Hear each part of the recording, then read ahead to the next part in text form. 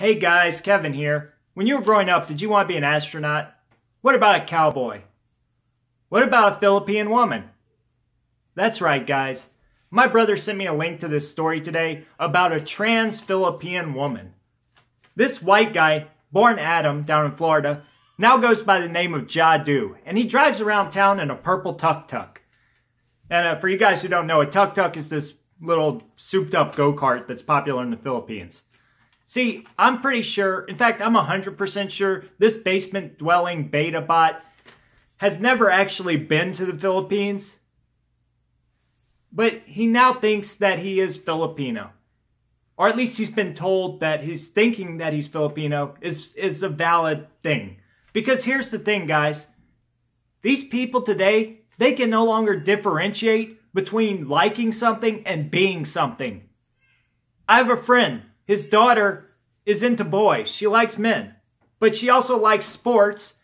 And her friends have convinced her that she's trans. But she likes men. And she used to be called a tomboy. That's what we called her when I was growing up. And there's lots of tomboys who grew up to have families and still enjoy sports, still enjoy drinking beer with the guys. But they're women and they like men. They're straight women. That's all they are. They're not men because they like male things. Okay? Liking black culture doesn't mean you're black. Even though Rachel Dolezal is still out there, Shawn is out there passing as black right now. And that's the hypocrisy of all of this.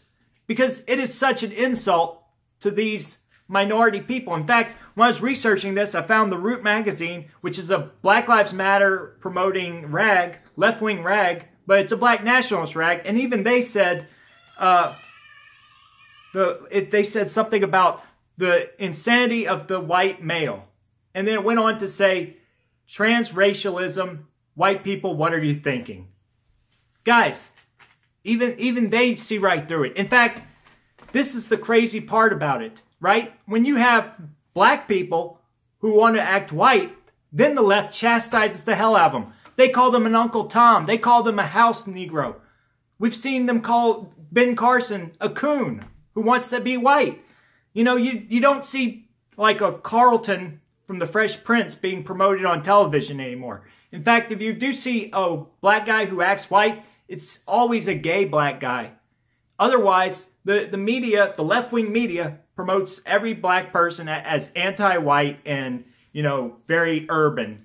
And that's the hypocrisy of it all. Because, see, they don't want people to think they're white or enjoy white culture. But they don't care if white people think they're black, Hispanic, Latino, Filipina, all that, because that, you know, it fits their agenda. But they're letting these people down, and it is deadly. You see, transgender already is a mental illness. I don't care what you people say. By definition, it is a disease that requires people take severe medications that are dangerous, that change their whole physiology, and requires invasive, dangerous surgery. That is, by definition, a severe disease. But you see, they changed it from a mental illness, or I should say a severe illness. They've changed it because the left subverted the psychiatric institution and then lobbied the Academy of Psychiatrists to change their diagnostic manual in the 5th edition. So all the other editions said that trans people had a mental illness. Now they've changed it to a mental disorder. And what's the difference between a mental illness and a mental disorder? Very little, but even less when you look at the factors like the need for extreme medication and severe surgery. That is no difference. But what they did this for was so they could tell people on the right that they had been wrong all this time about it being a mental illness. And they could say, you know, they could sort of progress it to eventually say, there's nothing wrong with you if you want to cut off your penis and take dangerous hormones and go around as a woman. There's nothing wrong. You're absolutely fine. And this is killing people. Forget the transracial stuff, because that's even worse. I mean, that is clearly some serious psychological issues. But just look at transsexual or transgender. You know, if you're not tucking it, it is a severe illness, and there are stats that back this up. 41% of trans people in America have attempted suicide. And the left says that's because you right-wingers have bullied these people so much. Guys, I've never seen a right-winger bully a trans person. In fact, there's lots of trans people on the right. Okay? And my saying this is not bullying. I'm saying this to help people. Okay? But when you look at the rate, 41%, most of these people live in the big cities in little Democrat bubbles. So what is it? They're not getting bullied by us. The fact is that they are committing suicide because their underlying mental illness is not being treated. And the reason you can say this is because when you look at the stats for people who have the surgery, they have a 45% regret rate after having the surgery. That says they are not treating the underlying mental illness. So now you have people who are mentally ill saying they're transracial, right? That they're trans species, whatever, pansexual. Facebook has 36 genders. They're saying to people that you can become anything you like. Or if you enjoy, black culture, become black. If you enjoy Filipino culture, become Filipino. If you enjoy, I think I enjoy dictators from Argentina in the 1970s. Does that mean I'm Pinochet? Because I sure feel like hearing this story makes me want to throw people out of helicopters. And I'm not talking about the trans people. I'm talking about the leftists who have subverted our psychiatric and psychological institutions.